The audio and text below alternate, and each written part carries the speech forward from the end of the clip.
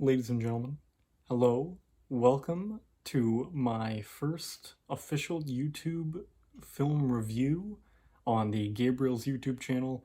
My name is Gabriel, and thank you so much for joining me today. As you can see in the title of this video, I have given myself quite the challenge for my first film review. I'm going to be talking about a film, very complicated film, from earlier this year. It was released at Sundance Film Festival to wide acclaim for everyone that saw it, and everyone that did basically told everyone else to go see it whenever they had the chance. It almost had a theatrical release, and then of course we got stuck at home, so the release was cut short, but nevertheless it is available online, and to make things short, I thoroughly recommend it. It is never, rarely, sometimes, always. The film is about a young woman named Autumn who has to travel from Pennsylvania, a small town where she lives in Pennsylvania, all the way to New York City in order to get the abortion that she needs. And it is obviously a very timely story, a very important and timely topic to discuss in film. And what's interesting about Never, Rarely, Sometimes, Always is that the director Eliza Hittman, who also wrote the film, decided to take a more personal approach to this hot button topic. And instead of getting all preachy and basically predictable about her stance on this particular issue, she decided to let the story speak for itself, and I think the film is much better for it.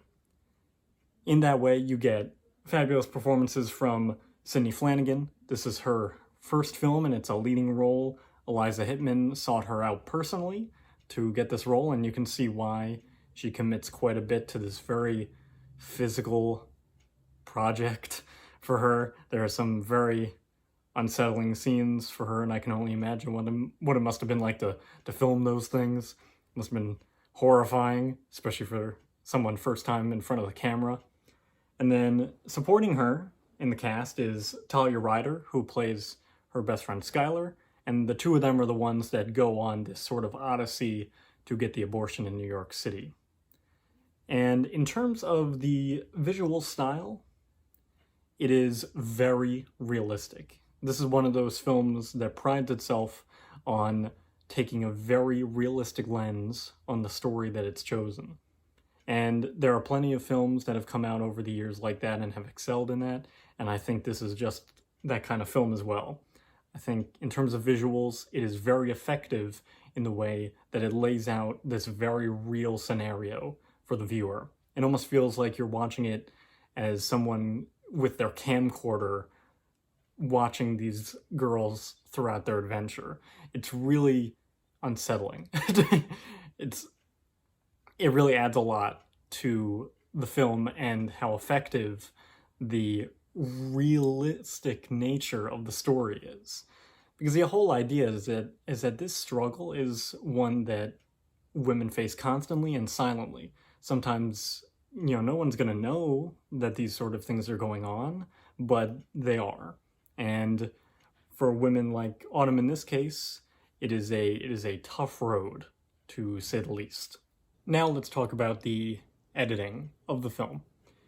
In a lot of ways, it does the job of whatever good editing should, which is be invisible, basically. For the most part, it is pretty hard to tell just how the editing is in this film, because like I said, it's very naturalistic in a lot of ways. But there are some moments where the editing really shines, where there isn't really much editing at all, actually. And there is one particular moment in the film that I will not spoil or anything like that, but it includes a very long, uninterrupted take of the main character's face as she goes through a questionnaire, and it is pretty gripping. And the editing does a fantastic job of just letting the scene do its work. And I think that's just as powerful as having the editing be really good and really obvious. There's a benefit and a curse on either side, but I think the way that it's done here is particularly good. Now, we're going to get to the last part here, which is the writing. And then I'll get to my official scores on everything. But I want to talk about the writing, because I have a weird relationship with the writing of this film. On the one hand, it's filled with rich subtext, and the material has a lot of really interesting things to say without dialogue. It's not a dialogue-reliant film in any way, shape, or form. There is dialogue, but it doesn't really reveal much to you. And when it does, it sort of kind of tells you things, but it really doesn't hold your hand in any way at all. And on the one hand, and in some cases, I really enjoyed that part of the film, and I think there is a real plus to making sure that nothing is spoon-fed to your viewer. And I think that's a fabulous part of this film, is that it does require a lot of thinking to really get behind the characters and get behind the story and kind of flesh everything out and see what the director is really trying to say here. Because like I said before, Eliza Hittman not only directed this film, but she did write it as well. She did double duty. So she had an obvious vision as to how she wanted to present this film in a way that addresses the messages, but is not preachy at the same time. And I think it definitely achieves that. However, there are some moments in this film where I feel like the dialogue that is there just doesn't seem right. Considering how realistic the movie is working to be, and in the most part succeeds at being, I think the acting does a fantastic job for the most part of kind of bringing that realism to life in a lot of ways. And I feel like the cinematography and the editing are all really good examples of how the realism really comes to form in the film. There are just some moments where I feel like the writing kind of detracts from the realism. And it kind of makes it a little more melodramatic. Not to say that it is overly written, because it is the exact opposite of overly written. But somehow it finds a way to become melodramatic, but not really say a lot. But then when I guess that must be the issue, because when things are said, it feels like there's a lot of added stress to the words, because there is such a lack of words in a lot of parts of the movie where things are just, you feel the environment, the atmosphere through the visuals. No one's really saying anything, but you feel it.